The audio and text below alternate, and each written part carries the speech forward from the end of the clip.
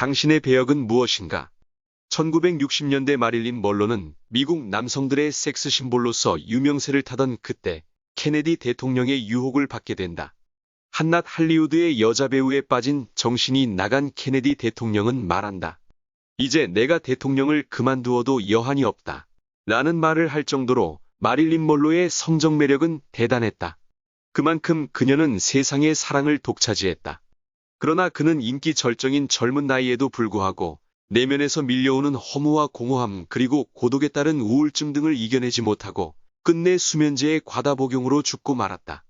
마릴린 먼로 못지않게 인기와 명예를 누리던 에반스 콜린이라는 배우가 있었다. 마릴린 먼로와 동시대를 산 그녀 또한 최고의 미녀였다. 그녀 또한 인기 절정일 때 어느 날 갑자기 배우를 그만두고 화려한 할리우드를 떠났다. 그는 예수 그리스도를 영접했다. 그는 은퇴 기자 회견장에서 이런 말을 했다. 여러분, 저는 지금 깊은 사랑에 빠져 있습니다. 저는 그 깊은 사랑에서 헤어날 줄 모르고 있습니다. 할리우드를 떠납니다. 기자들이 물었다. 도대체 누구와 그런 깊은 사랑에 빠졌다는 말입니까? 그 남자는 누구입니까? 에반스 콜린은 말한다. 내가 그를 선택한 것이 아니라 그가 나를 선택한 것입니다. 그분은 예수 그리스도입니다. 그분은 날 위해 십자가에서 돌아가신 예수님입니다. 그녀는 선교사가 되어 선교사 남편을 따라서 아프리카 우간다 선교사로 떠났다. 자매님, 할리우드의 영광과 명예를 버리고 선교사로 떠난 것이 후회되지는 않습니까? 정말 행복합니까? 에반스 콜린은 미소를 지으며 이렇게 대답했다. 후회는 무슨 후회입니까? 이 선교사의 자리는 영국 여왕의 자리와도 바꿀 수 없는 자리입니다. 미국 대통령의 자리도 이 자리와는 절대로 바꿀 수 없습니다. 이 얼마나 당당하고 아름다운 신앙 고백인가. 예수님 십자가 복음은 참으로 그 열매가 아름답게 열리는 기적을 일으키는 묘약이다. 그녀의 삶을 요약하면 갈라디아서 6장 14절 말씀에 내게는 우리 주 예수 그리스도의 십자가 외에 결코 자랑할 것이 없다. 라는 표현이 딱 들어맞는다. 감히 세상의 인기, 명예, 권세가 하늘을 찌르듯 정신을 홀릴지라도 그 모든 것들은 예수님 십자가 사건에 비하면 악취 나는 배설물에 불과한 것이 되고 만다. 그녀는 100세에 가까운 고령에도 불구하고 이제 내가 살아도 주를 위해 살고 이제 내가 죽어도 주를 위해 죽으리라 라는 믿음으로 주님을 섬기면서 살아가고 있다. 얼마나 멋진 삶인가? 36세의 요절한 마릴린 먼로와 극명하게 대조되는 삶을 우리에게 보여준다. 이것이 예수님을 믿는 사람과 믿지 않는 사람과의 차이이다. 세상 사람들의 삶의 배역은 천태만상이다.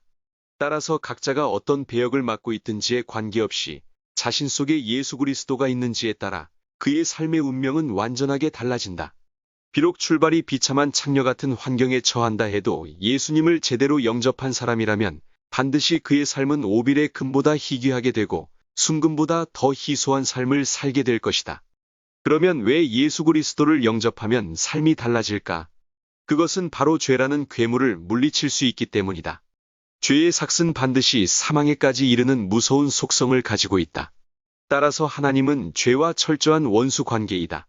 그 아담이 지은 죄 때문에 수십억에 달하는 지구에 사는 인간들이 죄에 빠져 헤어나오지 못하고 슬픔 속에 살아가는 그 모습을 보시고 그 부분을 해결하기 위하여 하나님은 자신의 외동아들인 예수를 지구에 내려보내 나무 십자가에 매달려 죽게 하셨다. 그때 흘리신 보배로운 피로 인하여 지구인들은 비로소 죄 문제를 용서받고 더 나아가 사후세계에서 새로운 하늘과 새로운 땅에서 새로운 몸을 가진 영혼으로 살게 된다. 이것이 예수 그리스도를 믿음으로써 얻게 되는 핵심 은혜인 것이다. 너희는 그 은혜에 의하여 믿음으로 말미암아 구원을 받았으니 이것은 너희에게서 난 것이 아니요 하나님의 선물이라. 에베소서 2장 8절 말씀. 예수님의 제자들도 고기 낚는 어부나 세상 욕 다 먹는 세리나 천한 사람들이었다. 예수님도 목수 출신이었다. 세상에서는 비록 별 볼 일 없는 사람들이지만 일단 예수님을 영접하고 그분을 믿고 따르는 사람마다 성령님의 도움으로 세상 삶에 구애받지 않고 예수님을 닮기를 원하는 사람들로 변한다는 것이다. 비록 세상 일에 실패했어도 예수님을 제대로 믿고 따르면 감사의 눈물을 흘리며 다시 일어서게 만든다는 것이다. 이러한 삶은 세상 기준이 아니라 하늘나라 기준을 따르는 삶이요. 위의 것을 바라보는 삶이다. 골로새서 3장 2절 말씀. 죄인들은 심판대에서 하나님 앞에 마치 산이 밀랍처럼 녹아내리듯 인간들의 영혼은 우레와 같은 소리에 무섭고 두려워서 까무러칠 것이다. 이 삶이 끝나기 전에 그들은 세상에서 이미 예수님에게 두려움, 공포, 전율, 존경, 공경에 뜻하는 경외심을 최고로 발동시켜야 했었다. 그러나 그들의 배역에 하나님을 두지 않았다. 그래서 그 무서운 대가를 치르게 된다. 그들과 달리 하나님의 주권과 위대하신 속성, 완전하시고 전지전능하심에 심오한 경외심을 느낀 자들은 죄인이나 악인들처럼 그분을 무서워하지 않을 것이다. 결과적으로 우리의 배역은 그리스도의 형상을 담기 위하여 애쓰는 것이며 이는 그리스도의 영광을 위한 삶이 될 것이다. 그동안 우리를 너무나 힘들게 했던 괴물, 옛사람이라는 암덩어리는 주님의 손에 완전 녹아 없어져야 한다. 이것이 완전한 성화인 것이다. 너희는 유혹의 욕심을 따라 썩어져 가는 구습을 따르는 옛사람을 벗어버리고 오직 너희의 심령이 새롭게 되어 하나님을 따라 의와 진리의 거룩함으로 지으심을 받은 새 사람을 입으라. 에베소서 4장 22절에 24절 말씀. 당신의 배역은 무엇인가? 회사 부장인가? 아니면 사장인가? 아니면 건설 현장의 일용직인가? 아니면 목수인가? 아니면 예수님의 일꾼인가? 비록 민생고를 해결하기 위하여 세상에 종속되어 있더라도 예수님 십자가 사건을 잊어서는 안 된다. 오히려 예수님을 사랑하는 신앙 고백을 통하여 자신의 환경을 주께서 기뻐하시는 삶으로 전환해야 한다. 쉽게 말하면 당신이 맡은 악역을 버리고 주께서 원하시는 선한 배역을 갖기를 바란다. 여기서 말하는 악역이란 술과 담배를 판매하거나 세상 노래를 부르고 가짜 상품을 광고하고 판매하는 등 세상 사람들을 속이는 일즉 하나님과의 거리가 먼 직업을 말한다. 교회를 다닌다고 하면서 사탄의 노예가 되어 하나님이 싫어하는 직업들을 갖는다는 것은 하나님을 두려워하지 않는다는 뜻이다. 즉 경외는 두려움이다. 여호와 하나님을 경외하지 않는 자들은 반드시 무서운 형벌에 처하지만 여호와를 경외하며 그의 길을 걷는 자는 복이 있도다. 시편 128편 1절 말씀. 선한 배역의 직업으로 전환하는 일은 주님을 경외하는 마음으로 성경 말씀 속에서 얻는 지혜와 총명과 슬기가 필요하며 이를 이끄는 성령님의 도움이 절대적이다.